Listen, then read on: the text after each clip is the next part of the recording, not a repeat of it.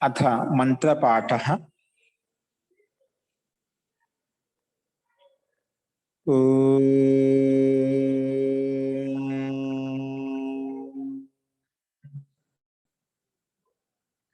सहनाववतु सहनौ भुनक्तु सह वीर्यं करवावहै तेजस्विनावधीतमस्तु मा विद्विषावहै। ओम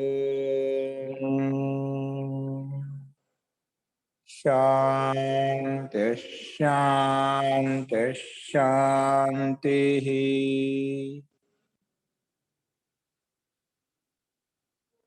सर्वेभ्यो नमः। అందరికీ నమస్కారం అండి. నిన్న చెప్పిన పాటలతో సందేహాలు ఉన్నాయండి? నిన్న మనము న లుమతాంగస్య అనే సూత్రంలో ఉన్నటువంటి రూపసిద్ధులు చూశాము. కొన్ని పూర్వంలో చెప్పిన విధంగానే ఉన్నాయి కాబట్టి అవి రాసుకుందామని చెప్పాను. అవి చాలా మంది రాసే ఉన్నారు. ఆ గ్రూప్లో కూడా పెట్టాను. ఇందులో చెప్పిన వాటిలో ఎవరికైనా సందేహం ఉంటే చెప్పండి. అది నోట్స్ అని చెప్పుకోవాలంటే ముందుకు వెళ్ళిపోవచ్చు. మనం నోట్స్ ఏం అవసరం లేదు.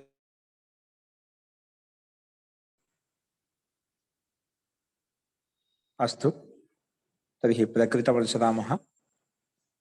సో నెక్స్ట్ రాసుకోండి. అచోంత్యాదిటి ఏంటండి? అచోంత్యాదిటి రాసుకోండి. వినిపిస్తుందండి అందరికి? క్యాల్చి వినిపిస్తుందా? వినిపిస్తుంది ఆచార్య. ఓకే. సో అచోంత్యాదిటి రాయండి సూత్రము. 63వ సూత్రము. అది స్లైడ్ కనిపిస్తుంది చూడండి. అచోంత్యాదిటి అచోంత్యాదిటి. ఇక్కడ మీరు జుహుత అని రూపసిద్ధి చూశారనుకుంటే అందరూ కూడా వదనాహ ఇవన్నీ మనం ముందే చూసామండి. సేమ్ అదే విధంగా ఇక్కడ రూపాలని చెప్పి అది మళ్ళీ చెప్పుకోలేము. మనము అక్కడ ముందు రాసుకున్నాం కాబట్టి అక్కడ గమనించి మనం రూపసిద్ధిని అర్థం చేసుకోవచ్చు. ఇప్పుడు అచోంత్యాదిటి మూల సూత్రం పెట్టండి, సిద్ధి కాకుండా. అచోంత్యాదిటి రాసుకున్న ముందుగా అచహ షష్ఠి విభక్తి ఏకవచనం. అచహ షష్ఠి విభక్తి ఏకవచనం. అచహ షష్ఠి విభక్తి ఏకవచనం. అచహ షష్ఠి విభక్తి ఏకవచనం. ఇది ఏ షష్ఠి విభక్తి? మన షష్ఠిలో ఒకటి ఇది నిర్ధారించడం షష్ఠి అండి. నిర్ధారించడంలో వచ్చిన షష్ఠి విభక్తి అన్నమాట. అందుకే బ్రాకెట్ రాసుకుని నిర్ధారణే షష్ఠి అని చెప్పి. నిర్ధారణే షష్ఠి. నిర్ధారణే షష్ఠి. నెక్స్ట్ రండి అంత్యాది. నెక్స్ట్ పదం సూత్రంలో అంత్యాది. అంత్యాది ప్రథమ విభక్తి ఏకవచనం. అంత్యాది అంటే ప్రథమ విభక్తి ఏకవచనం. అంత్యాది అంటే ప్రథమ విభక్తి ఏకవచనం. ప్రథమ విభక్తి ఏకవచనం. అంత్యాది ప్రథమ విభక్తి ఏకవచనం.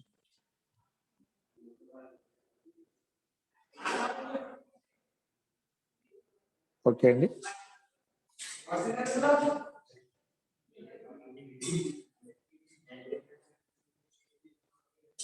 నెక్స్ట్ టీ శబ్దం అండి. టీ ఇది కూడా ప్రథమ విభక్తి ఏకవచనం. టీ ప్రథమ విభక్తి ఏకవచనం. ప్రథమ విభక్తి ఏకవచనం. నెక్స్ట్ ఇది అచోంత్యాదిటిలో ఉంటే మొత్తం సూత్రం విభాగం చేశాము. ఒకటి అచహాన్ని విడగొట్టాము, తర్వాత అంత్యాది, తర్వాత టీ. ఇది సూత్రాన్ని పద విభాగం చేశాం. అచహలో చకారంలో అకారం ఉంది, పక్కన విసర్గం ఉంది. తర్వాత అంత్యాదిలో ఆ ఉంది. అంటే రెండు అకారానికి మధ్యలో విసర్గం ఉన్నప్పుడు ఏమవుతుంది? ఇక్కడ అతోరోధప్లుతే సూత్ర నియమం ప్రకారంగా ఆ విసర్గానికి రూ అవుతుంది. రూకి మళ్ళీ ఆద్గుణ ప్రకారంగా ఓ అవుతుంది. ఓ వచ్చిన తర్వాత ఏంగ పదాంతాదతి ప్రకారంగా అవగ్రహ చిహ్నం అయిపోతుంది. ఈ సందులు మనం చెప్పుకున్నాం ముందు. కాబట్టి ఆ ప్రకారంగా అచోంత్యాదికి అని చెప్పి మధ్యలో అవగ్రహ చిహ్నం వచ్చిందన్నమాట ఇక్కడ. ఓకే, సో నెక్స్ట్ రాసుకోండి. ఒక అంత్య శబ్దాన్ని సంబంధించి ఒక విగ్రహవాక్యం చెప్తున్నాడు. అంత్య అంటే సూత్రంలో అంత్యాది చెప్తా వచ్చింది కదా. అంత్యాది అంటే ఏమిటి ఆ విషయం గురించి చెప్తున్నాడు కింద రాసుకోండి. అంతే భవో అంత్య, అంతిమంలో ఉండే అంత్యం అంటే ఏమిటి అదే విషయాన్ని విగ్రహవాక్యంలో చెప్పాడు. అంతే భవ అంత్య, అంతే భవ అంత్య, అంతే భవో అంత్య. ఇక్కడ సంధి చేసేవాడు పైన చెప్పిన విధంగా చేశారు. అంత్యే భవ అంత్య అంటే అంతిమంలో ఉండేదాన్ని అంత్య అంటాం. అంత్యే భవ అంత్య. ఈ అంత్య శబ్దంలో తయారు చేసిన అంత్యం యకారం ఎక్కడి నుంచి వచ్చింది? ఈ అంత్య శబ్దం ఎలా తయారైంది అంటే పక్కన సూత్రం గురించి చూపించాడు. షిద్ గౌర దిగాదిభ్యో యత్ అనే సూత్రం ద్వారా యత్ ప్రత్యయంతో అంత్య శబ్దం తయారైందంట. రాసుకుని కేవలం దిగాదిభ్యో యత్, దిగాదిభ్యో యత్, దిగాదిభ్యో యత్ అనే సూత్రం ప్రకారం యత్ ప్రత్యయం వచ్చింది. యత్ అనుబంధంలో వేసి యా మిగిలిందంట. అందుకే భవో ప్లస్ అంతే భవ అంత్యలో అంత్య శబ్దం తయారైంది కదా. ఆ యా ఎక్కడి నుంచి వచ్చిందంటే దిగాదిభ్యో యత్ అనే సూత్రం ప్రకారం యత్ తీసుకొచ్చింటే ఇక్కడ ఈ అంత్య అనే శబ్దం తయారైందని ఇక్కడ సంకేత మాత్రంతో తెలియజేశాడు. అంటే ఈ అంత్య శబ్దం ఇలా తయారైందని చెప్పి యత్ ప్రత్యయ అస్తు. ఇప్పుడు కింద మళ్ళీ సమాసం రాసుకోండి. అంత్యాది అంటే ఏంటి అనేది కింద సమాసం రాసుకోండి. వీరికి అంత్య శబ్దం ఏంటి అనేది ఎలా తయారైంది వీరికి దిగాదిభ్య ప్రకారంగా యత్ ప్రత్యయం చేస్తే అంత్య శబ్దం తయారైందని చెప్పుకున్నాము.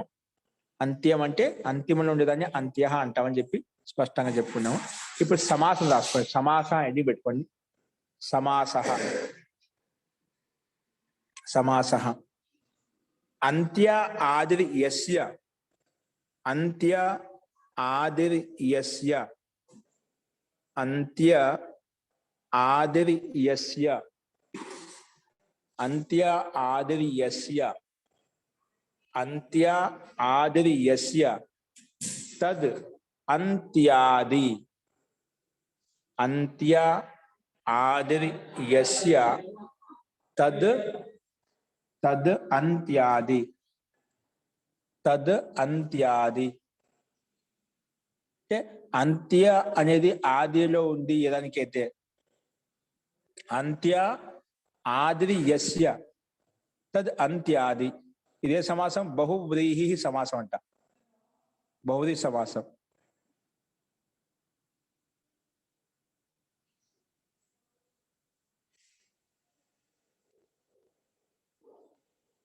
అంత్య ఆదిరి యస్య తద్ అంత్యాది.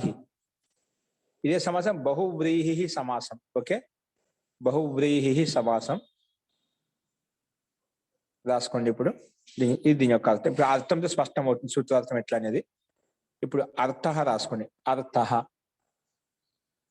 అచాం మధ్యే, అచాం మధ్యే యో అంతిం అచ్, అంత్యో అచ్ అనే ఇక్కడ అంత్య అచ్ అన్నమాట. అంతిమంలో ఉండే అచ్ ఇక్కడ అవగ్రహ చిహ్నం అయిపోయింది. మనం పైన చెప్పిన ప్రకారంగా ఇక్కడ ఆద్గుణ అతో దప్లుత దప్లుతే ప్రకారంగా అచాం మధ్యే యో అంతిం అచ్ లేదా అంత్యో అచ్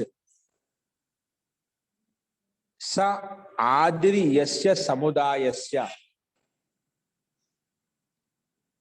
స ఆదిరి యస్య సముదాయస్య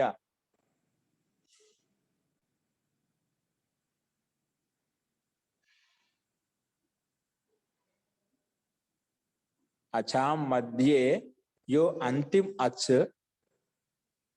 అచాం మధ్యే యో అంతిం అచ్, అచ్చులకు మధ్యలో ఏదైతే అంతిమ అచ్చు ఉండో అంతిమ స ఆ అచ్చు ఆదిలో ఉంది. ఆ అచ్చు ఆదిలో ఉంది. యస్య సముదాయస్య ఏ సముదాయానికైతే ఆ అంతిమ అచ్చుని కూడా ఆదిలో ఉంది ఏ దానికైతే. ఇప్పుడు అచ్చుల్లో అంతిమ అచ్చు అన్నారు రాసుకొని చెప్తున్న తర్వాత స ఆదిరి యస్య సముదాయస్య, స ఆదిరి స ఆదిరి యస్య సముదాయస్య, స ఆది యస్య సముదాయస్య స టి సంజ్ఞకో భవతి, స టి సంజకో భవతి. సా టి సంజకో భవతి. టి సంజకో భవతి. ఒక నిమిషం గమనించండి. ఇక్కడ ఏంటంటే ముందుగా అచా మధ్యే యో అంతిమ అచ్చు, అచ్చులకు మధ్యలో ఏదో ఒక శబ్దం ఉందండి. ఆ శబ్దం చాలా అచ్చులు ఉంటాయి. అట్లా అచ్చులకు మధ్య చాలా అచ్చులు ఉంటాయి. అచ్చుల్లో ఏదైతే అంతిమ అచ్చు ఉందో, ఏం చెప్పాను, అదే అంతిమ అచ్చు ఉండాలి కదా, రెండో అచ్చు ఉండకూడదు.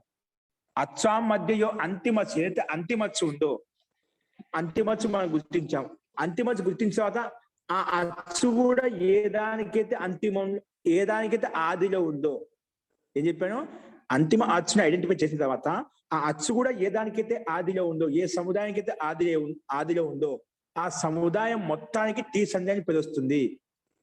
అందుకే చెప్పాడు ఇక్కడ అచా మధ్యలో అంతిమచ్చు సా, ఆ అచ్చు అనేది ఆదిలో ఉంది ఏ సముదాయానికైతే, ఆది యస్య సముదాయస్య, ఏ సముదాయానికైతే ఆదిలో ఉందో ఆ అచ్చు అనేది, ఆ అచ్చుది ఏ సముదాయానికైతే ఆదిలో ఉందో ఆ సముదాయం మొత్తానికి టీ సంధ్యాన్ని పేరు వస్తుంది.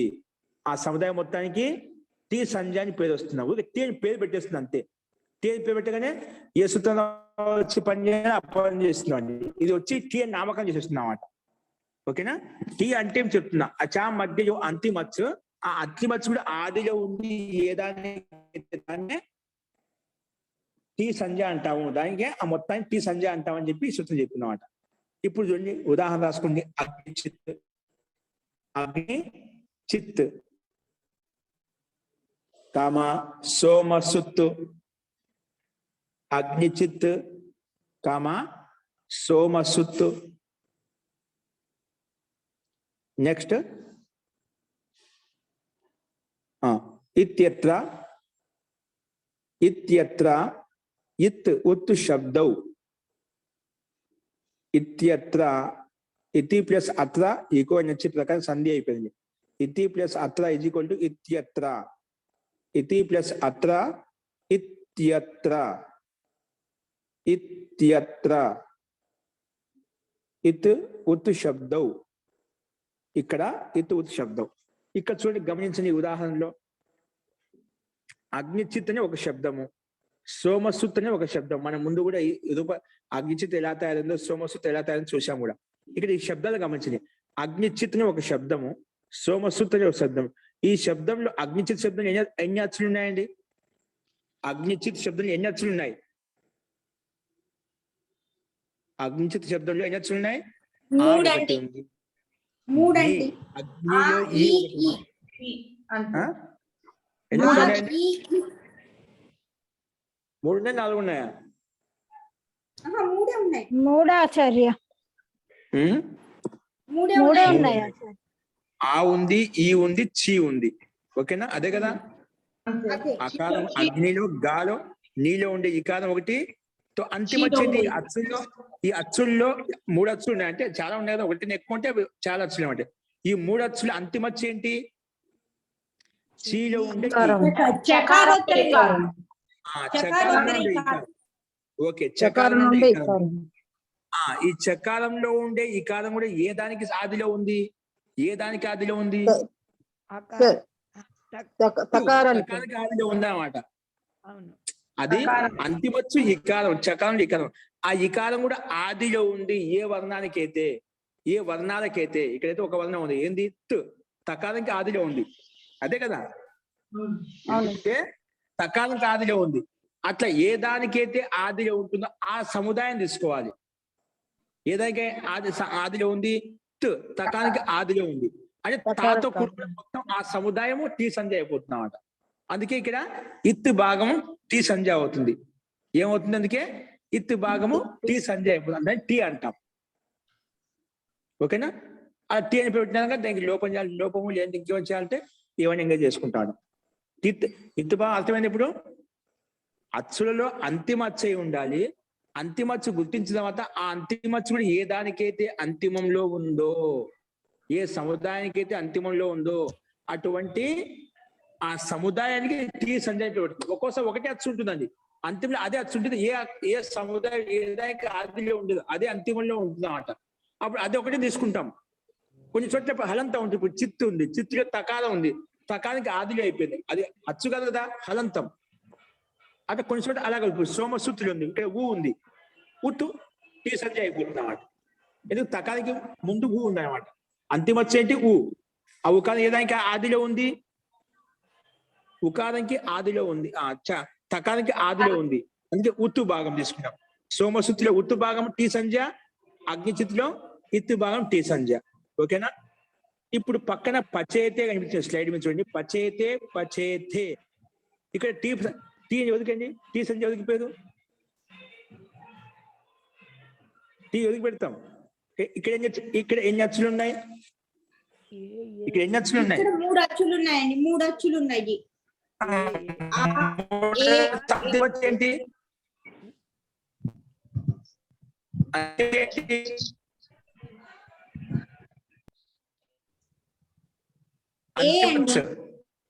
అంతిమ అచ్చు ఏకారం. ఏకారం.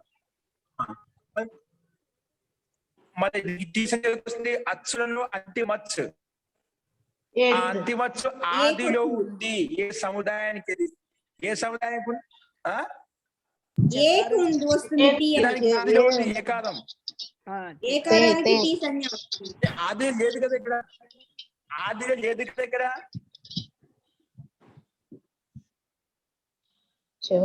ఆదిలో లేదు, ఒకటే వర్ణం ఉంది, అదే అంతిమలో ఏకారం ఉంది.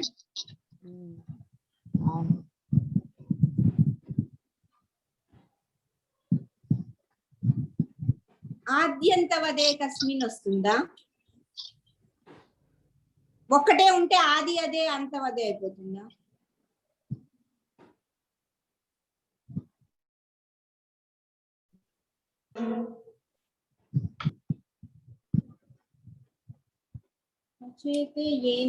అనుకోండి, ఏదైతే ఉందో అదే అంతిమ అక్షరం, అదే అవుతుంది, అదే టీ సంజయ్ అయిపోతుంది అన్నమాట. ఓకేనా? మనం అగ్నిచిత్తులో ఉండే ఇత్తు భాగము, సోమసూత్రులో ఉండే ఉత్తు భాగం టీ సంజయ్ అవుతుంది. ఏం తీసుకోవచ్చు ఇప్పుడు, మీ పేరు ఏం తీసుకోండి పేరు. ఇప్పుడు కృష్ణ ఉంది, కృష్ణ టీ భాగం ఏంటండి? కృష్ణ టీ భాగం ఏంటి? కృష్ణ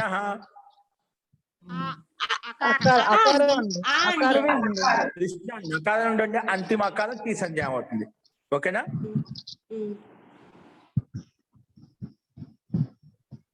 వాక్ శబ్దం, వాక్ శబ్దం, వాక్ శబ్దం టీ భాగం ఏంటి? వాక్. వాక్ టీ భాగం వాక్ లో ఆక్ టీ భాగం అయిపోతుంది అన్నమాట. వాక్ లో ఒకటే వచ్చింది, అచ్చుల్లో అంతిమ వచ్చిన. ఇప్పుడు ఒకటి రెండు ఉంటే తీసుకోవచ్చు, ఎప్పుడు ఒకటే ఉన్నప్పుడు అప్పుడు అదే అంతిమ, అదే ఆది తీసుకోవాలి, అవసరమైతే అదే అంతిమంగా తీసుకోవాలి. వాక్ లో అంతిమ అదే అంట. వాళ్ళు అంతిమచ్చు ఏదానికైతే ఆదిలో ఉందో ఆ సముదాయాన్ని మొత్తం టీ భాగం అవుతుంది. ఏదానికి ఏంది? వాక్ కకారానికి ఆదిలో ఉందన్నమాట, కకారానికి ఆదిలో ఉంది, అందుకే ఆక్ భాగం టీ సంజయ్ అయిపోతుంది. ఓకేనా? సో ఈ రకంగా మనం తీసుకోవాలి. టీ అంటేనే అచ్చులలో అచ్చుల్లో అంతిమచ్చు ఏదైతే ఉందో ఆ అంతిమచ్చు కూడా ఏ దానికైతే ఆదిలో ఉందో దానికి టీ సంజయ్ అని పేరు. ఓకే? అంతిమచ్చు కూడా ఏ దానికైతే ఆదిలో ఉందో టీ సంజయ్. ఆ అచ్చు కూడా అంతిమంలో ఏ దానికైతే ఆదిలో ఉందో దానికి టీ సంధి, ఆ మొత్తం సముదాయం టీ సంధి తీసుకుంటాం. లేకపోతే ఏదైతే ఒకటి సింగిల్ గా ఉందో అదే టీ భాగం కింద తీసుకొని దానికి ఏవైతే సూత్రాలు వచ్చినా ఆ సూత్రాలు వచ్చేసి దానికి లోపం చేయడమా, వృద్ధి చేయడమా, ఇంకేమైనా చేయడమా జరుగుతుంది అన్నమాట. ఓకే? ఈ రకంగా మనం సూత్రార్థాన్ని చూసుకోవాలి. ఇక్కడ మనం అగ్నిచిత్తు, సోమసూత్తు మనం ఉదాహరణ చూసాము. అక్కడ టీ సంజయ్ పెట్టుకోవడం వల్ల మనం అగ్నిచిత్తు, సోమసూత్తులో మనకు రూపసిద్ధి సిద్ధించింది అన్నమాట.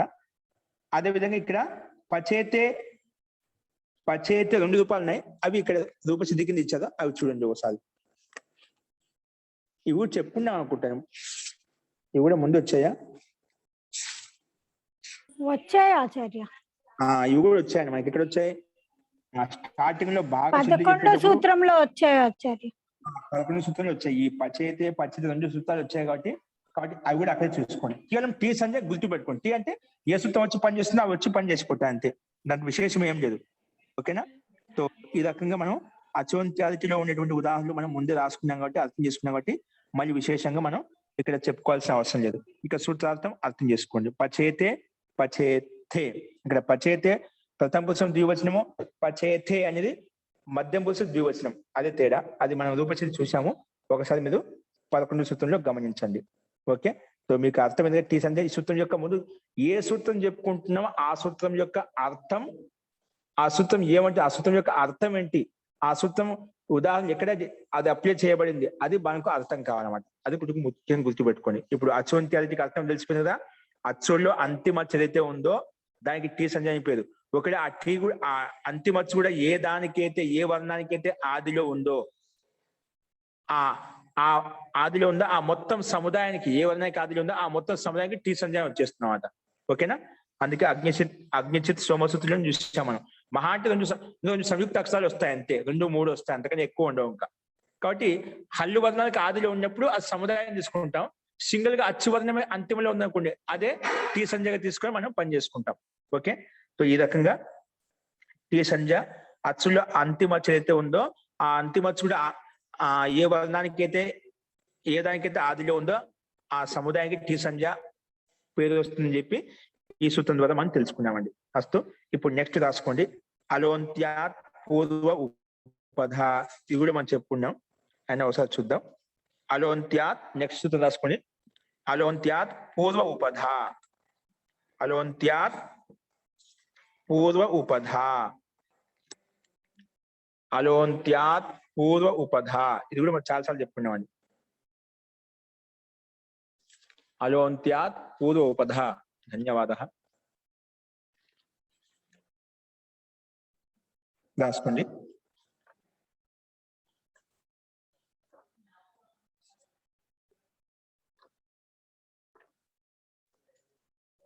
అలహ సూత్రం చూసుకోండి. అలహ అలోంత్యాత్ పూర్వ ఉపధ. సూత్రంలో అర్థం స్పష్టంగా ఉందండి. అలోంత్యాత్ పూర్వ ఉపధ. అలహ అలహ అలహ షష్ఠి విభక్తి పంచమి విభక్తి ఏకవచనం అండి. అలహ పంచమి విభక్తి ఏకవచనం.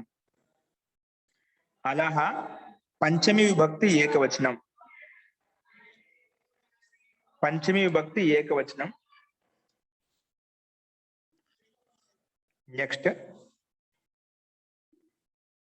అంత్యాత్, ఇది పంచమి విభక్తి ఏకవచనం. అంత్యాత్ పంచమి విభక్తి ఏకవచనం. అంత్యాత్ పంచమి విభక్తి ఏకవచనం. నెక్స్ట్ పూర్వః, పూర్వః ఇది ప్రథమ విభక్తి ఏకవచనం. పూర్వః అనేది ఇది ప్రథమ విభక్తి ఏకవచనం. ప్రథమ విభక్తి ఏకవచనం. పూర్వః అనేది ప్రథమ విభక్తి ఏకవచనం. ప్రథమ విభక్తి ఏకవచనం. ప్రథమ విభక్తి ఏకవచనం. ఓకే అండి. అలహ పంచమి విభక్తి ఏకవచనం. అంత్యాత్ పంచమి విభక్తి ఏకవచనం. పూర్వః ఇది ప్రథమ విభక్తి ఏకవచనం. పూర్వః ప్రథమ విభక్తి ఏకవచనం. చూడండి స్లైడ్ కనిపిస్తుంది. పూర్వః ప్రథమ విభక్తి ఏకవచనం. నెక్స్ట్ ఉపధా, ఉపధా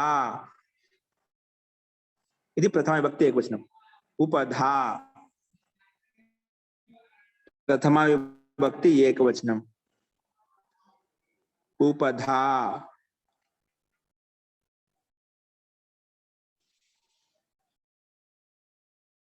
ప్రథమ విభక్తి ఏకవచనం. ఓకే,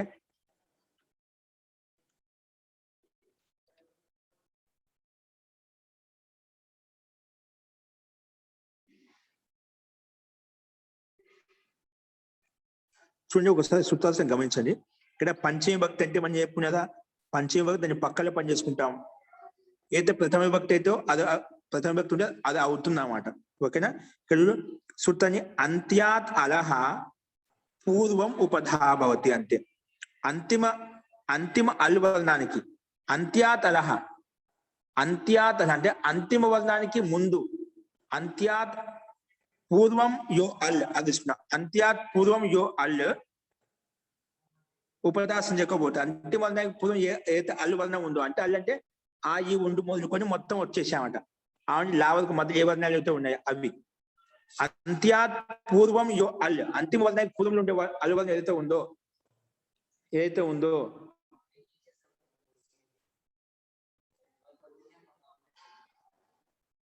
ఉందో దానికి ఉపదా అని పేరు అనమాట. అంత్యాత్ పూర్వం యో అల్ దానికి ఉపదా అని పేరు. ఓకే, ఇప్పుడు సూత్రార్థం రాసుకోండి. సూత్రార్థంతో స్పష్టమవుతుంది. అంత్యాత్ అలహ అంటే అంతిమ వర్ణానికి ముందు. అంత్యాత్ అలహ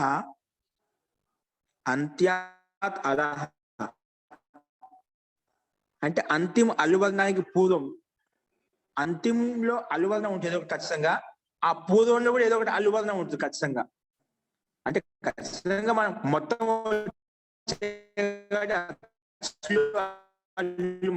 ఏదో వర్ణం ఖచ్చితంగా ఉంటుంది అన్నమాట. అలహ అలహ పూర్వ యో అల్ సా ఉపధా సంజకో భవతి. సా ఉపధా సంజకో భవతి.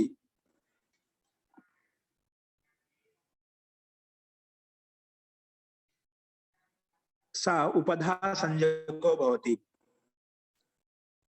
సా ఉపధా సంజకో భవతి అంటే అంతిమ అల్లు వర్ణానికి ముందు ఏదైతే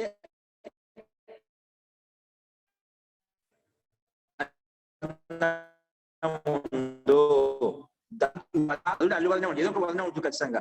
దానికి ఉపధ అని పేరు. అంటే అంతిమ వర్ణానికి ముందు ఏదైనా ఉంది. అంతిమ అల్లు వర్ణానికి ముందు ఏదైతే అల్లు అచ్చులు కావచ్చు ఉపధ అని పేరు పెట్టాం. అంతిమ వర్ణానికి ముందు వాయిస్ బ్రేక్ అవుతుంది. వాయిస్ బ్రేక్ అవుతుంది.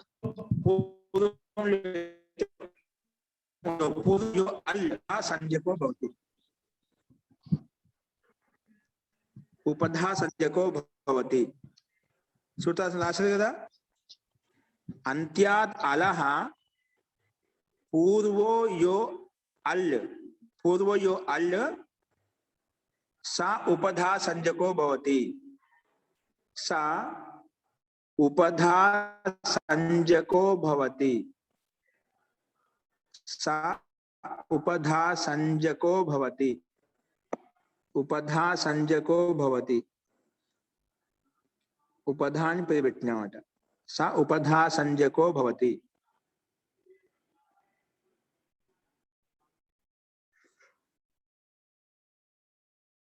ఉదాహరణ భేత్తా చేత్తా ఇవి చూసాము. మళ్ళీ చూద్దాం ఒకసారి. భేత్తా చేత్తా. భేత్తా చేత్తా ఇందులో ఉపదా ఏంటండి? భేత్తా చేత్తాలో భేత్తా చేత్తలో ఉపదా ఏంటి? ఆచార్య. ఆచార్య తకారం మీద ఉన్న ఆకారం ఆచార్య. దీర్ఘ అండి. బాగా చూడండి. పూర్వం కదా. అల్లు అచ్చు ఉంది కాబట్టి అచ్చు వర్ణానికి ముందు చూసుకోవాలి. అచ్చు వర్ణానికి ముందు తకారం వస్తుంది. ఓకేనా? అర్థమైంది. అంతిమ అల్లు వర్ణం కదా ఆ ఉంది. అల్లు వర్ణం అంతిమ వర్ణానికి ముందు అంత్యాత్ అలహ అంతిమ అల్లు వర్ణానికి పూర్వం ఏదైతే అల్లు వర్ణం దానికి ఉపదా అని పేరు. అర్థమైంది ఆచార్య. ఇందాక టీ సంజ్ఞ గురించి ఆలోచించి అలా చెప్పేస్తాం ఆచార్య. ఓకే అండి. అయితే అలాగే ఇక్కడ మనకు అవుతుందండి గురువు గారు. తకారం తకారం. ఓకే సార్, అది ఉపదా అవుతుంది. ఓకే, నెక్స్ట్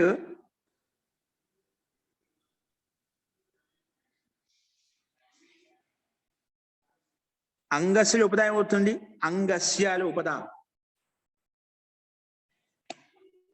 అంగస్యాలు ఉపదా ఏమవుతుంది? యకారం. ఆ? తకారం ఆచార్య. యకారం. యకారం యకారం యకారం. యకారం అంగస్య. యకారం యకారం. యకారం ఆచార్య. యాలో ఆ ఉంది కదా, అది అంతిమ అల్వర్ణం. అంతిమ అల్వర్ణానికి ముందు ఏ వర్ణం ఉంది? యా అల్వర్ణం ఉంది. ఆ యకార ఉపదా అవుతుంది. ఓకే, యా ఉపదా అవుతుంది. ఓకే, అది గుర్తుపెట్టుకోండి. నెక్స్ట్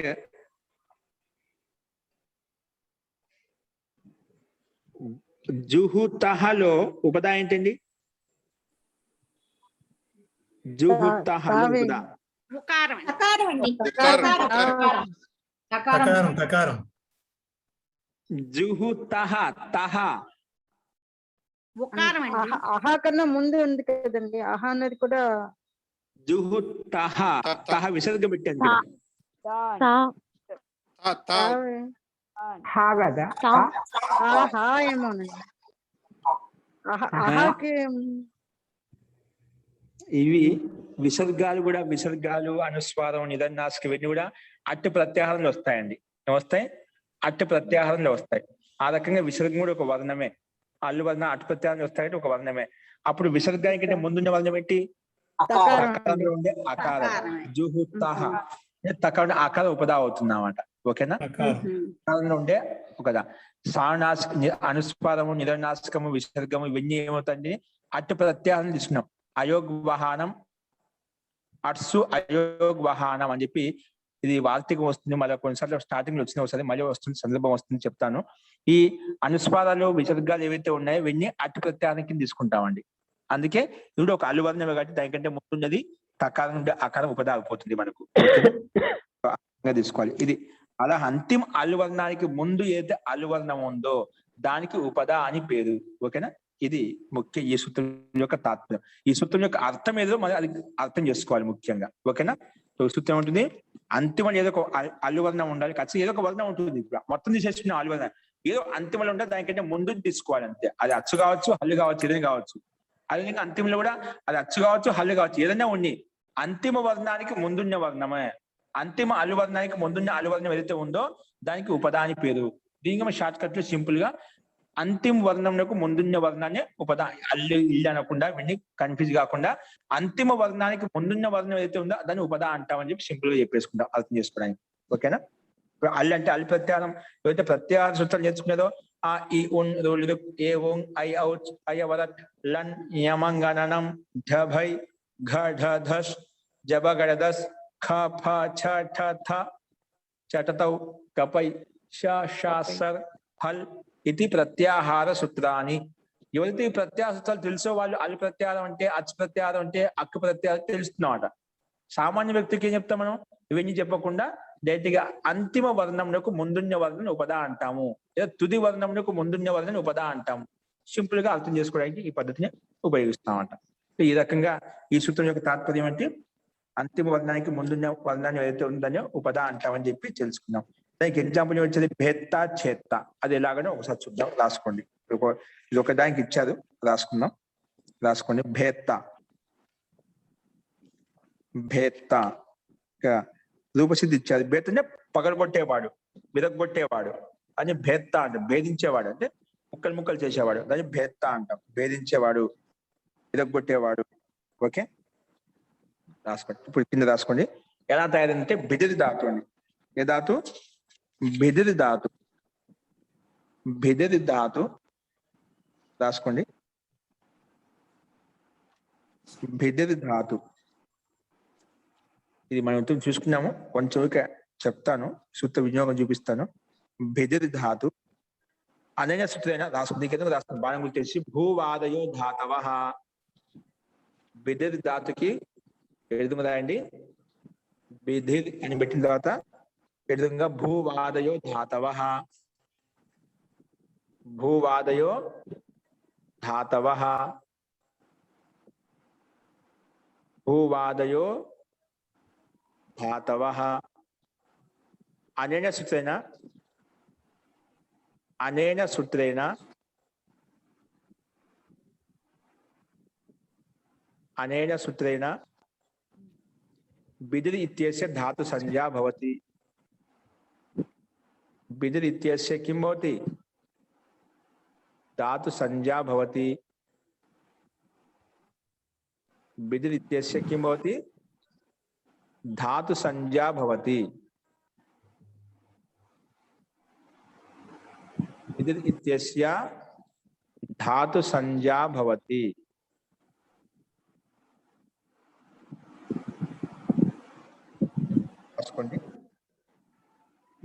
పెట్టిన తర్వాత ధాతోః ఇదం అధికారసూత్రం ధాతోః ఇదం అధికారసూత్రం ఇదం అధికారసూత్రం అస్మిన్ అధికారే అస్మిన్ అధికారే అస్మిన్ అధికారే నుల్ త్రిచౌ స్లైడ్ చూడండి ఇక్కడ నుల్ త్రిచౌ నుల్ త్రిచౌ నుల్ త్రిచౌ ఈ సూత్రం ధాతు గతిగా ఉంది ఈ సూత్రం ఉందంట నుల్ త్రిచౌ అనేన సూత్రేణ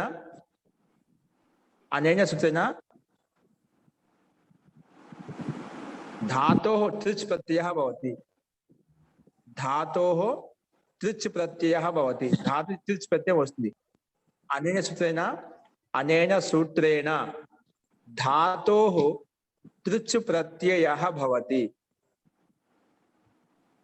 त्रिच् प्रत्ययः भवति तो धातोः त्रिच् प्रत्ययः भवति प्रत्ययः परश्च धातुకి పక్కనే వస్తుందండి దానికి బిదిర్ ప్లస్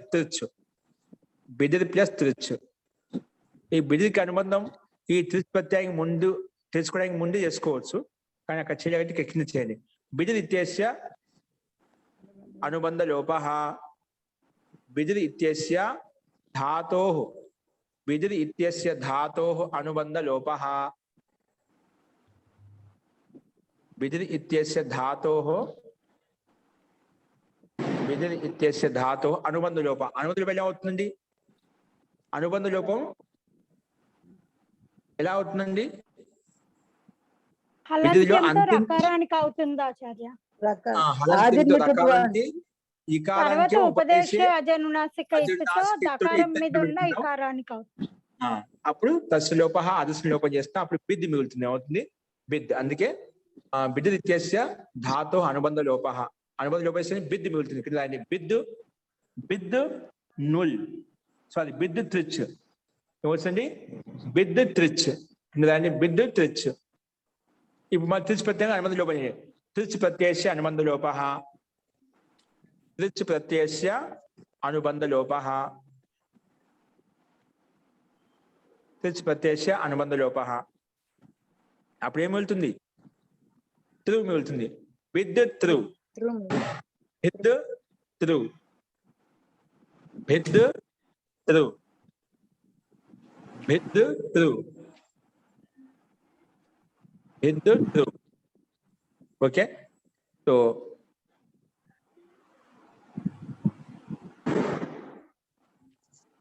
ఇప్పుడు దాన్ని మళ్ళా యస్మాత్ ప్రత్యయ విధి దగ్గర ప్రత్యేక ప్రత్యయం పక్కన ముందు అంగసంఖ్య వచ్చేస్తుంది రాసుకోవాల్సిన అవసరం మాటిమాటికి ఆయన ఒకసారి రాసుకుని చాలా రోజులు కదా యస్మాత్ ప్రత్యయ విధి తదాది ప్రత్యయంగం యస్మాత్ ప్రత్యయ విధి తదాది ప్రత్యయంగం యస్మాత్ ప్రత్యయ విధి తదాది ప్రత్యయంగం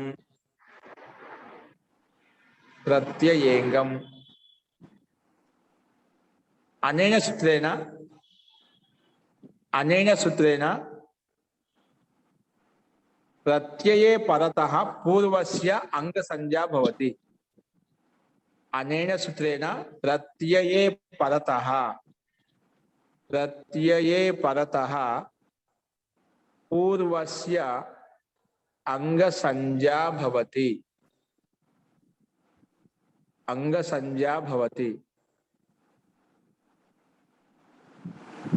ప్రత్యయ పరత పురుష అంగ సంజ్ఞా భవతి అంగాన్ని పెట్టుకుని ఎలా వచ్చింది మనకు ఇప్పుడు త్రిస్పత్యం బిద్ దాచే త్రిస్పత్యం తీసుకొచ్చాం ఆ త్రిస్పత్యం పక్కనే ముందు అంగ సంజ్ఞా పేరు పెట్టేసుకున్నాం పేరు పెట్టి ఎలా వచ్చింది రాసుకోండి పుగంత లఘు పదస్య చ పుగంత లఘు పదస్య చ ఉగంత లఘుపదస్య చ లఘుపదస్య చ ఉగంత లఘుపదస్య చ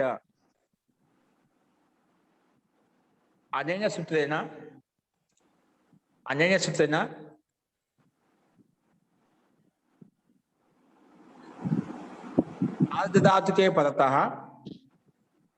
आर्धधातुके परतः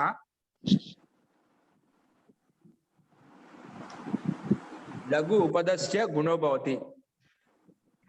आर्धधातुके परतः लघु उपदस्य लघु उपधस्य नहीं लघु उपधा का उपधायाः लघु उपधायाः आर्धधातुके परतः लघु उपधायाः गुणो भवति అంటే లఘు ఉపధాకి గుణం అవుతుంది లఘు ఉపధాయాः గుణో భవతి లఘు ఉపధాయాः ఉపధా పుల్లింగంలో ఉంది లఘు ఉపదస్య పుల్లింగంలో కూడా ఉంది శబ్దం ఉపధా కూడా పెట్టుకోవచ్చు అట్లా పెట్టుకోవచ్చు లఘు ఉపధాయాः అట్లా కూడా రాసుకోవచ్చు లఘుపధాయాः లఘు ఉపధస్య చ సూత్రంలో షష్ఠి విభక్తి ఉంది కదా అది రాయండి స్త్రీలింగం కాబట్టి పుల్లింగం రాసుకున్నాం లఘుపదస్య చ గుణో భవతి కానీ లఘు ఉపదస్య లఘు అంటే ఏమిటి ఉపదా అంటే ఏమిటి ముందు ఉపదా అంటే చెప్పు ముందు లఘు అంటే ఏమిటి లఘు ఉపదస్య చ గుణో భవతి అంటున్నాం లఘు ఇతికిం లఘు అంటే ఏమిటి గుణం చేసుకుంటే కరెక్టే బాగుంది కానీ ఆర్ధాత్మక ప్రత్యయం ఆర్ధాత్మక ప్రత్యయం తులసి ప్రత్యయానికి ఆర్ధాత్మకం పేరు చెప్పారు తింగు శక్తి భిన్న ఆర్ధాత్మక ఉంది తింగుల్లోంచి పద్య ప్రత్యయం ఏ ప్రత్యయం లేదనుకోండి అవన్నీ కూడా ఆర్ధాత్మకాలు అయిపోతాయి ఏ రకంగా ఆర్ధధాతుకం శేష అనే సూత్ర నియమం ప్రకారంగా ఏమవుతాయి ఆర్ధధాతుకాలు అయిపోతాయి అన్నమాట అందుకే తులసి ప్రత్యయం కూడా తింగు కాదు శక్తి కాదు కాబట్టి ఆర్ధధాతుకం శేష అనే సూత్ర ప్రకారంగా తులసి ప్రతికి ఆర్ధధాతుకం పేరు అండి ఆర్ధధాతుకం పేరు పెట్టాం కాబట్టి ఆర్ధాత్మక ప్రత్యయం పక్కన ఉంటే ముందున్న అంగానికి అంటే బిద్ అంగానికి గుణం అవుతుంది కానీ బిద్ అంగం ఎక్కడ లఘు పదాకి గుణం అవుతుంది అంటుంది లఘు పదాకి లఘు పదాకి గుణం చేసే ముందు లఘు అంటే ఏమిటి లఘు ఇతికిం రాసుకోండి లఘు ఇతికిం అన్నప్పుడు హ్రస్వం లఘు అసుతం వస్తుంది లఘు అంటే ఏమిటి అన్నప్పుడు హ్రస్వం లఘు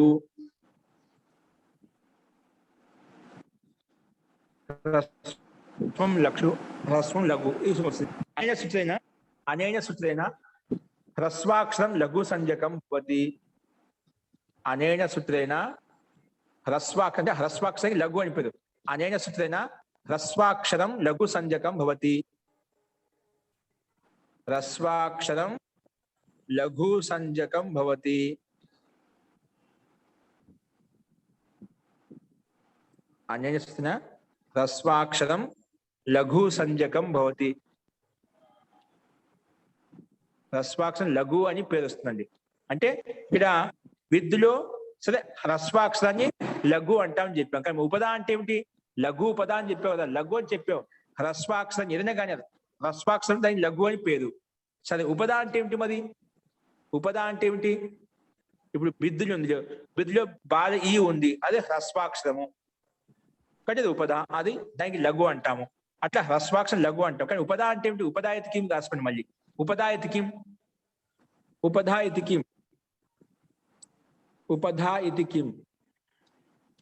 అన్నప్పుడు వస్తుంది ఉపదాయతికం ఉపదా అంటే ఏమిటి మన ప్రకృతి వస్తే ఇప్పుడు చెప్తామంట సూత్రంలో లఘు ఎందుకు వచ్చి చెప్పాల్సి పుగంత లఘు పదస్థితిలో ఉపదా వచ్చింది కదా సూత్రంలో పుగంత లఘు పదస్థితిలో ఉపదా శబ్దం వచ్చింది ఉపదా సూత్రం ఉపదా శబ్దం వచ్చింది ఉపదా అంటే ఏమిటి అని చెప్పి ఈ సూత్రం స్పష్టత కోసం చెప్తున్నాడు ఉపదా అంటే అంతిమ అల్లువర్ణానికి ఉన్నటువంటి అల్లువర్ణం ఏదైతే ఉందో దాన్ని ఉపదా అంటామని చెప్పడం కోసం ఈ సూత్రం వస్తున్నామంట ఓకే ఈ సూత్రం యొక్క ప్రయోజనం ఏంటి పుగంత లఘు పదస్య వచ్చి నేను ఉపదా లఘు ఉపదాకి గుణం చేస్తాను అంటే లఘు అంటే ఏమిటి ఉపదా అంటే ఏమిటి అన్నప్పుడు ఈ సూత్రం వచ్చి చెప్తున్నామంట ఓకేనా అందుకే మనకు ఈ సూత్రాన్ని మనం చెప్పుకుంటున్నాం రాసుకోండి అలోంత్యాత్ పూర్వ ఉపద లఘు ఉపదా ఎతికిం అని చెప్పి ఉపదా ఎతికిం అని క్వశ్చన్ మార్క్ పెట్టుకుని ఉపదా అంటే ఏమిటి అంటే ఈ సూత్రం రాసుకోండి పూర్వ ఉపద అలోంత్యాత్ పూర్వ ఉపద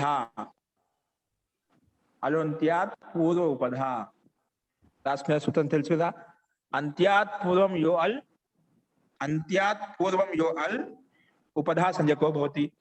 అంత్యాత్ పూర్వం యో అల్, అంత్యాత్ పూర్వం యో అల్ తస్య, అంత్యాత్ పూర్వం యో అల్, అంత్యాత్ పూర్వం యో అల్ तद उपधा संज्ञको भवति. अंत्यात् यो अल सा उपधा संज्ञको भवति. सा उपधा संज्ञको भवति उपधा अंटामु, उपधा अंटामु. 5 నిమిషాలు ఉపధా అంటాము.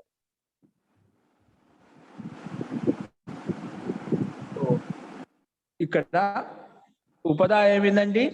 బిద్దులో ఉపధా అయింది. ఉపధా ఏంటి? ఇకారం అంత్యాత్ ఇకారానికి ముందు ఇకారం ఉపధా అయిపోయింది. ఓకేనా? అది ఉపధా ఇకారం అది. ఆ ఉపధా ఎలా ఉండాలంట? ఉపధాలో ఉపధా ఏదైనా ఉండొచ్చు, హ్రస్వం ఉండొచ్చు, దీర్ఘం ఉండొచ్చు, ఏదైనా ఉండొచ్చు.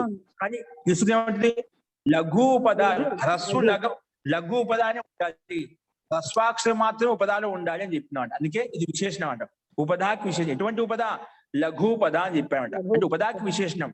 లఘు పదస్య చ అంటే ఆ ఉపధాలు ఎల్లప్పుడూ లఘు అక్షరం ఉంటేనే అప్పుడు గుణం అవుతుంది. ఇక్కడ బిద్లో ఇకారం కదా, అయి లఘు అక్షరం, హ్రస్వం లఘు ప్రకారంగా లఘు అక్షరం, దానికి గుణం అవుతుంది అని చెప్పినమాట. ఓకేనా? అసలు గుణం చేసుకున్న గుణం అంటే ఏమిటి అన్నప్పుడు ఆ తర్వాత విషయం ముందు ఉపధా అంటే ఏమిటి, లఘు అంటే ఏమిటి అని చెప్పి స్పష్టత వచ్చినాడు. ఇప్పుడు గుణం చేసుకుంటారు. గుణం అంటే ఏమిటి మళ్ళా అడిగామనుకోండి, ఆద్ గుణ వచ్చేస్తుంది. గుణహేతుకి అన్నామనుకోండి తెలుసు కదా. సారీ, ఆద్ గుణ కదా, అదేం గుణ వస్తుంది. గుణం అంటే గుణహేతుకిం అన్నప్పుడు గుణం చేస్తా అని చెప్పారు. గుణహేతుకిం అదేం గుణ అనే సూచన ఆ ఏ ఓ ఇది ఏతేషాం వర్ణానాం గుణ సంజ్ఞా భవతి. వీటికి మూడిటికి గుణం అని పేరు. సరే, మనకు గుణం చేసుకోవాలని చెప్పారు. కానీ ఇక్కడ 3 వర్ణాలు గుణం అని పేరు. దాంట్లో ఏమొస్తుంది? 3 వర్ణాలు ఉన్నాయి కదా, దాంట్లో ఏం తెచ్చుకోవాలి? దానికి నిర్ణయం కోసం స్థానేన్ తరతమః, స్థానేన్ తరతమః అనే సూచన స్థానే అంతరతమః ఆదేశ భవతి అని చెప్తుంది. ఈ 3 వర్ణాల నుంచి ఏదైతే అత్యంత సదృశంగా ఉందో వర్ణం దాన్ని పెట్టుకో అని చెప్పింది. ఇక్కడ ఈకి సదృశంగా ఉన్న వర్ణం ఏంటి? ఈకు ఇది ఇచు యశా స్థాల వ్యాపక తాళు స్థానము. ఏదైతే కంఠ తాళవ్య ప్రకారంగా ఏ కాలం కంఠ తాళు, దీంట్లో తాళు కొంచెం సమానం కలిసింది కాబట్టి ఈకి సాదృశ్యంగా ఏ కాలం మాత్రమే కాబట్టి సమానంగా ఉండి ఏ పెట్టుకుంటామట. అందుకే బిద్దులో ఉంటే ఈ స్థానం వస్తుంది, ఏ వస్తుంది.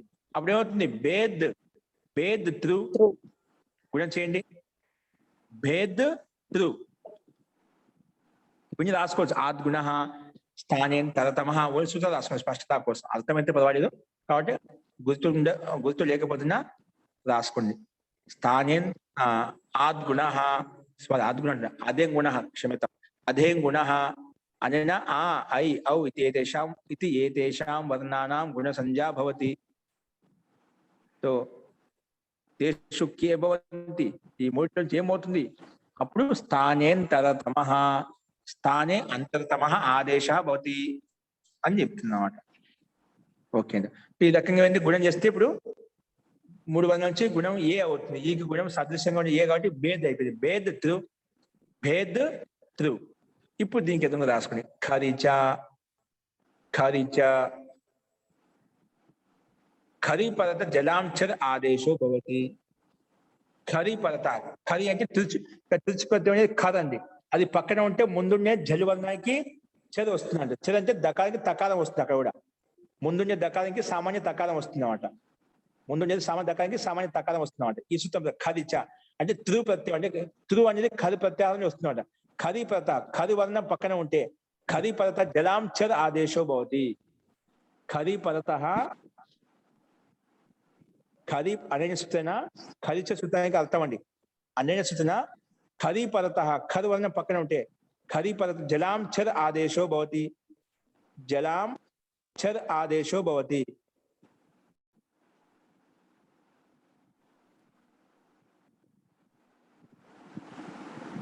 జలాంచర్ ఆదేశం అవుతుంది. చేత ముందున్న బేద్లో డకారానికి తకారం అవుతుంది. ఏమవుతుంది? బేద్లో బేద్ అంతిమ దకారానికి తకారం అవుతుంది. చేయండి. అప్పుడు ఏమవుతుంది? భేత్ త్రు, భేత్ ఇక దా హలంతానికి తా హలంత వస్తుంది. భేత్ త్రు, భేత్ త్రు. ఇక్కడ నుంచి ప్రక్రియ మొత్తము 1, 1, 2 సూత్రంలో చేత నేత ఎప్పుడు కదా అదే విధంగా రూపసిద్ధి సాధించుకోండి. ఇక్కడ రాసుకున్నాం బేత్ త్రు. ఇక్కడ పూర్వవత్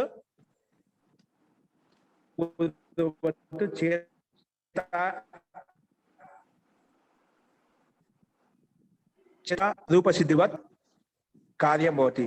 అత్ర భేత్ త్రు దీనికి ఎదురుగా రాస్తారు. భేత్ త్రు రాసినాక అత్ర చేత రూపసిద్ధివత్ అత్రాపి భేత్త రూపం భవతి. ఇతః అగ్రే అంటే ఇక్కడి నుంచి మొదలుకొని చేత రూపసిద్ధివత్ రూపం భవతి అన్నాడు. చేత రూపసిద్ధివత్ అత్ర రూపం భవతి అంటే ఏమొస్తాండి? మనం అక్కడ ఏం పెట్టుకున్నాము? చేతు. అక్కడ భేద్ త్రు ఉందండి, ఇక్కడ భేద్ త్రు ఉంది. అక్కడ ఏముందండి? చేత రూపం చేత్ త్రు ఉందండి. ఏముంది అక్కడ? చేత్ త్రు ఉంది, అంతే తేడా. అక్కడ ఇక భేద్ త్రు వచ్చింది, అక్కడ చేత్ త్రు. అక్కడ బిద్ ధాతు, అక్కడ చీ ధాతు. అక్కడ ఏమైంది? చేత్ త్రు వచ్చిందండి. ఏమొచ్చింది? చేత్ త్రు. చేత్ త్రు పెట్టి మిగతా ప్రక్రియ వస్తుంది. చేత్ త్రు వస్తుంది, అనంగాదేశం అవుతుంది. రుదుసిన స్ఫురిద్వంశ అనేహ సాంశ అనే సూత్రం ప్రకారంగా ముందు భేద్ త్రు ఈ స్థితిలో ప్రథమ భక్తి ఏకవచనంలో సు తెచ్చుకుంటాము. సు తెచ్చుకున్న తర్వాత దానికి ఆ సు పక్కన ఉంటేనా రిదుసన స్ఫురిదంశో అనేహ సాంశ అనే సూత్రం ప్రకారంగా రుకారాంతకి అనంగాదేశం అవుతుంది. అనంగాదేశం అయిపోయిన తర్వాత దానికి అనుబంధం లోపం చేసుకుంటే బేత్ త్రు బేత్ అన్ ట్రూ వస్తుంది. బేత్ అన్ ట్రూ అంటే అనంకి అనుమతి లోపం చేస్తే వల్ల అన్ని వెళ్తుంది, అందుకే బేతన్ అయిపోతుంది. బేత్ అన్ ట్రూ కలిపితే బేతన్ ట్రూ. మళ్ళా అప్ట్రిచ్ నక్ట్రి నేస్ట్రి అనే సూత్రం ప్రకారం ఇక్కడ స్లైడ్ మీద కనిపిస్తున్నాడు. ఈ సూత్రం ప్రకారంగా మనము ఉపదాకి దీర్ఘం చేసుకుంటే బేతాన్ ట్రూ వస్తుంది. బేతాన్ ట్రూ. బేతాంత్ సు వస్తుంది. సుకి అనుమతి లోపం వేస్తే సా మిగిలిన ఇక్కడ మనకు ఆ త్రూలో బేత్రులో ఉండే రుకారానికి అనంగా ఆదేశం చేశాం. అనంగా ఆదేశిస్తే అన్ని మిగిలింది, అందుకే బేతాన్ అయిపోయింది. ఇక్కడ చేతాన్, అలాగే బేతాన్ తర్వాత హలంగ్యాభ్యో దీర్ఘ సుతిశ ప్రయుక్తం హల్ ప్రకారంగా సకాలం వెళ్ళిపోతుంది. అప్పుడు బేతాన్ మిగులుతుంది. ఆ నకారం కూడా నలోప ప్రాతిపదిక అంతస్య ప్రకారంగా నకారం లోపం చేస్తే బేతాన్ అనేది బేత్తాగా మిగులుతుంది. బేతాన్ కదా, బేత్తా అలా మిగులుతుంది అన్నమాట. బేత్తా అనే రూపము మనకు సిద్ధిస్తుంది. కాబట్టి ఇక్కడ చేతాన్ కి రూప సిద్ధికి సమానంగా అక్కడ బేత్ త్రు అని పెట్టాము, ఇక్కడ చేత్ త్రు అని పెట్టేసి ఇక్కడ చేత రూప సిద్ధులు ఏ విధంగా అవుతుందో మొత్తం A to Z అవే సూత్రాలు వస్తాయి. అక్కడ ఆ చేతు స్థానంలో బేత్ పెట్టేసి మిగిలిన ప్రక్రియ A to Z ఎట్లా ఉందో అలాగే రాసేయండి. చేత్ అనంగ్ సా ఉంది కదా, స్లైడ్ మీద చూడండి. అక్కడ ఏమైతే బేత్ అనంగ్ సా అలా వస్తుంది అంతే. బేత్ అనంగ్ సా, బేతాన్ సా, బేతా అలా రూపసిద్ధి సిద్ధిస్తుంది. కాబట్టి దీన్ని ఒకసారి గమనించండి. ఈ సూత్రం ప్రకారంగా బేత్తా రూపము, అదేవిధంగా చిదిల్ ధాతు చేత్తా రూపం కూడా మనకు సిద్ధిస్తుంది. చిదిల్ ధాతువుకి చేత్త అనే రూపం కూడా ఇదే విధంగా చేతాకి సమానంగా రూపసిద్ధి వస్తుంది. కాబట్టి ఆ రెండు రూపసిద్ధులు చేతాకి సమానంగా ప్రయత్నం చేయండి, రాయండి, అందరికి అర్థమవుతుంది. సేమ్ సింపుల్ గా ఉంటుందండి. ఈ రకంగా చిదిల్ ధాతు చేత కూడా చేత్త అనే రూపసిద్ధి మనకు వస్తుందన్నమాట. ఈ రకంగా అర్థం చేసుకోవాలి. సో ఈ రకంగా అలోంత్యాత్ పూర్వ పదాలు ఉండేటువంటి భేత్త చేత్త రూపం కూడా మనం ఈ రకంగా అర్థం చేసుకుని ఈ సూత్రాన్ని వినియోగించుకోవాలి. అస్తు. ఇందులో ఎవరికైనా సందేహం ఉందా అండి? ఇందులో ఎవరికైనా సందేహం ఉందా? ఓకే అండి. సో ప్రయత్నం చేయండి. తర్వాత రాసింది గ్రూప్ లో పెడతారు, అది కూడా చూసుకోండి. ఏమైనా డౌట్ ఉంటే అడగండి. అస్తు అండి. ఈ రకంగా అంతే ప్రయత్నం చేసి భేత్త చేత్త అనే రూపం మీరు తయారు చేయండి. చేత్త రూపం చాలా మటుకు చాలాసార్లు వస్తూ ఉంటుంది. కాబట్టి ఇది ఒకసారి మళ్ళీ చేత్త రూపం మళ్ళీ ఒకసారి అవకాశం వచ్చింది. ఈ చేత్త రూపం మళ్ళీ ఒకసారి తయారు చేయండి, సొంతంగా రాయండి. ఎలా రూపం తయారైంది, ఏ సూత్రం ఎక్కడ వచ్చి ఏ పని చేసింది. ఓకేనా? ఇది ఎందుకంటే తర్వాత కూడా మాటికి ఎక్కువగా వస్తూ ఉంటుందండి. ఈ చేత్త రూపం అనేది ఎక్కువగా వస్తూ ఉంటుంది. ఆ చేతను ఆదరణ చేసుకుని చేత నేత ఇవన్నీ వందల శబ్దాలు ఏదో విధంగా తయారు చేసుకోవచ్చు అండి. కాబట్టి ఒక చేత శబ్ద రూపం మళ్ళీ ఒకసారి ఇప్పుడు అవకాశం వచ్చింది కాబట్టి మళ్ళీ ఓపెన్ చేసి ఈ భేద రూపం తయారు చేసినప్పుడు బాగా అర్థం చేసుకోండి. అర్థం కాని పక్షం ఏదైనా ఉంటే మళ్ళీ నాకు సోమవారం అడగండి. లేదంటే వ్యక్తిగతంగా ఎప్పుడైనా మీకు పాఠం తయారు చేసుకునేటప్పుడు ఎప్పుడు సందేహం వచ్చినా ఎప్పుడైనా వ్యక్తిగతంగా కూడా ఫోన్ చేసి తెలుసుకోవచ్చు. ఓకే, సో అందరూ ప్రయత్నం చేయండి. భేద చేత రూపం రాయండి. చేత శబ్దాన్ని చేత అనే రూపాన్ని ముందు పెట్టుకొని మనం ముందు రాసుకున్నాం కూడా దాన్ని ఆధారం చేసుకుని ఈ రూపసిద్ధి కూడా ప్రతి ఒక్క రాయండి. రాసినప్పుడే మనం ప్రాక్టీస్ అవుతుంది. మనం అర్థం చేసుకుని ఒక ఎత్తు రాసినప్పుడు ఇంకొక రకంగా ఉంటుంది. కాబట్టి రాసినప్పుడు ఏ విధంగా రాయాలి, ఎలా రాయాలి మనకు అర్థం అవుతుంది. కాబట్టి అందరూ అది ప్రయత్నం చేసి రాయండి. అస్తు మంత్రపాఠ.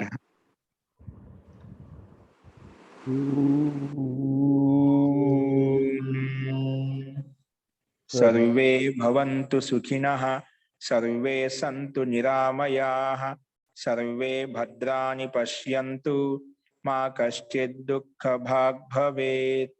ఓం శాంతి శాంతి శాంతి. సర్వేభ్యో నమః. అందరికీ నమస్కారం అండి. నమస్తే మహోదయ. నమస్తే అండి. ఓం నమస్తే నమస్కారం మహోదయ. ఓకే అండి, ధన్యవాదాలు. అస్తు. ధన్యవాదాలు. ఇంకేమైనా సందేహం ఉంటే ప్రయత్నం చేయండి. ఎవరికైనా సందేహాలు ఉంటే తర్వాత వ్యక్తిగతంగా ఎప్పుడైనా ఫోన్ చేయండి, లేదంటే సోమవారం చెప్పుకుందామండి. అస్తు. సర్వేభ్యో నమః. సర్వేషాం శుభరాత్రి అండి. నమస్కారం ఆచార్య.